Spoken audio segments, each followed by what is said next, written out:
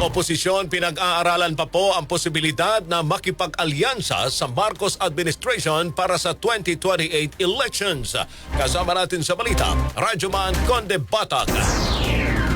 Pinag-iisipan pa ng hanay ng oposisyon ang posibilidad ng pakikipag-alyansa sa administrasyon ni Pangulong Bongbong Marcos. Hindi pa masabi ni Senator Risa Hontiveros kung posible ang pakikipag-alyansa ng hanay ng oposisyon sa kampo ni PBBM para sa 2028 national elections. Sinabi ng senadora na sa ngayon ay inuuna muna nila ang pag-uusap ng mga orihinal na taga-oposisyon na katulad nila ang kaisipan para sa reforma. Kapag mabuo ang grupo, saka lamang nila mapag-uusapan kung magiging bukas sila para sa alyansa sa administrasyon.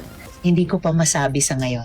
Dahil nga nag-unite pa kami dun sa orig na mga magkakasama.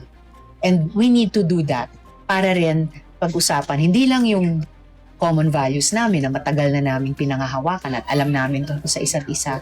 Pero kapag kung lumapit na yung ganyang senaryo, pag-usapan din namin o ano yung degree of common values na kailangan sa sino mang ibang grupo lampas sa atin na maaring lumapit. Lumutang ang espekulasyon ng pagsasanib puwersa ng mga dating magkakalaban sa politika nang pumunta sa Malacanang kamakailan sina Hontiveros at dating Vice President at ngayon Naga City Mayor Leni Robredo. Kasama mo sa DZXL RMN Manila, Radyoman Conde Batag, Tatak, RMN.